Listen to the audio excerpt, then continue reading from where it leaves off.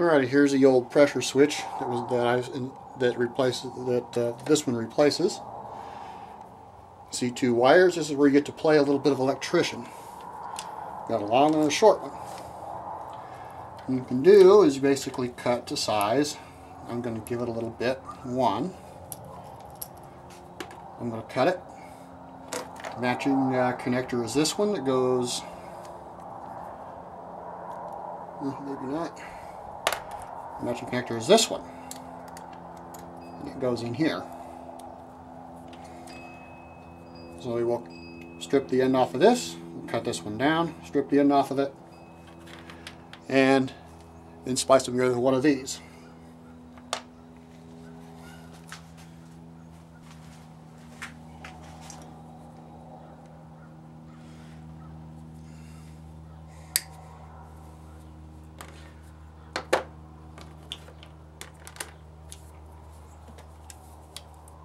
I did make it a little bit longer, gives me the opportunity to make a mistake, which we hope not to.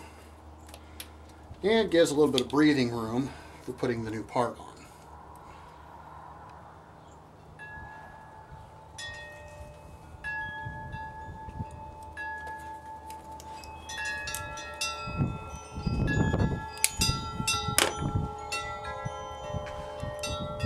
Twist these up where they cannot fray up when you put the splice on.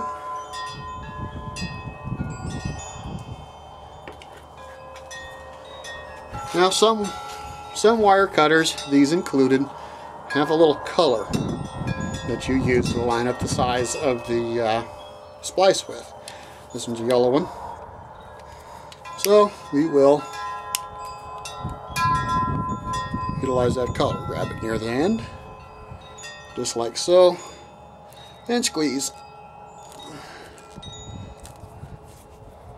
That's it.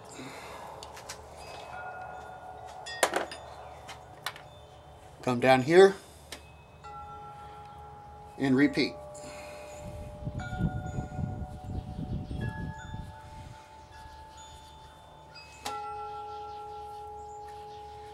Before you do this, again, to avoid mistakes, make sure you're crimping the right one where you need to.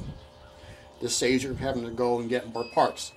Especially so when and this is the last two you got, and you don't want to have to stop what you're doing and go race to the store, which is probably closed by now where I live.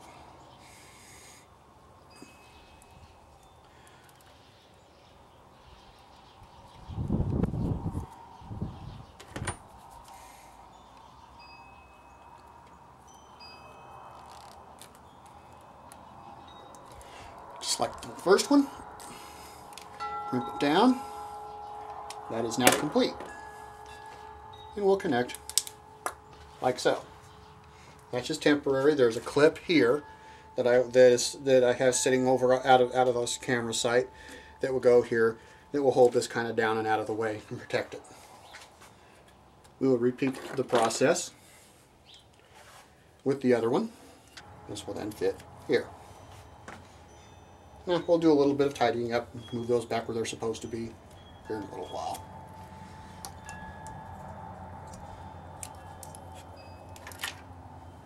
But for now, the test fit is good.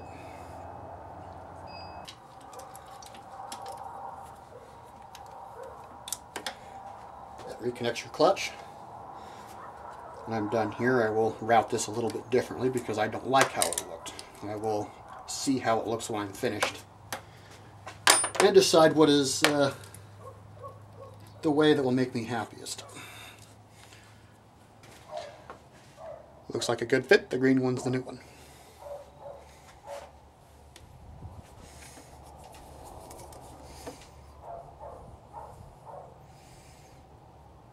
And that is all there is to that.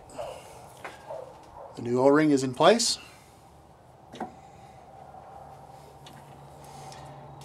Repeat the process with the other one. And that is a very important part. You don't want to go through all this trouble of replacing these parts only to have all your new Freon leak out. You have to go back in and take all that apart again and redo the job.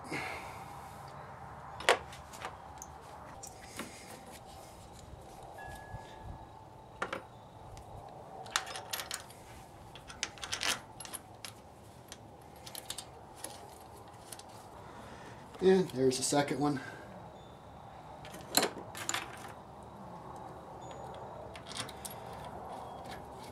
You can see it's not a difficult process to do this kind of a swap. I never did it before. And I'm having no problem removing the old component and putting in the new one. Just, again, making sure that one takes the time to look at how it comes apart before you take it apart. Make sure you get all the parts beforehand. It includes O-rings. Don't be afraid to ask them, you know, wherever you get your parts, any extra little bits and pieces that you may need. We've got no problem telling you what other little miscellaneous bits are included in the job. The O-rings are such an example. O-rings, out a whole bag of them, $10. I don't use but a fraction of them, so it's a good one to take the leftovers, put them in a pill bottle in case you need to go back and replace another bad O-ring later. And there you go.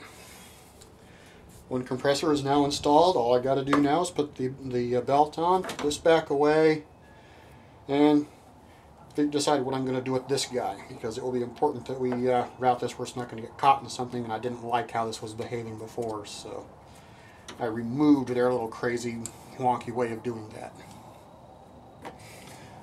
And this I'll probably have to come up with a way to kind of isolate it away. No big deal.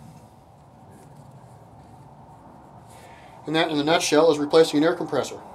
Simple work. So we finally got the belt on. Had to take the power steering pump belt off to put that on. I didn't feel that it was productive to record me taking that off and whatnot. Now, while I was doing all this stuff off camera, I made a really stupid mistake. This bolt here is the bolt that you use to adjust the tension for the AC pump. When I started loosening it, it was just walking up and not coming off. Well, I broke my own rule. Instead of analyzing what I was doing and why it was doing what it was doing, I decided to get in a hurry, and I bent that bolt. So, instead of wrapping this job up quickly, I spent 90 minutes running around looking for a part that I never found, so I put the old one back in, and I'm hoping that it's still going to be good enough to last. It's not, the pulley isn't wobbling, the belt isn't twisted going around, so I'm keeping my fingers crossed that it'll work. But that is one of those examples of what not to do. So when you have something that's being fussy, step back, especially if you're getting mad. Cool off. If you are getting mad, then come back and look at it after you've had a chance to clear your head. Save you some time in the long run. So, as you can see, it is now dark. It is about 9 o'clock at night.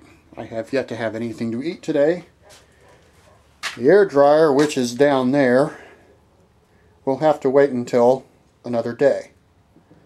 So the AC job is not finished. But as a quick summary, swapping that out is actually going to be about along the same lines as the air compressor. You just undo the bolt that holds it in place, wherever that's located on your vehicle.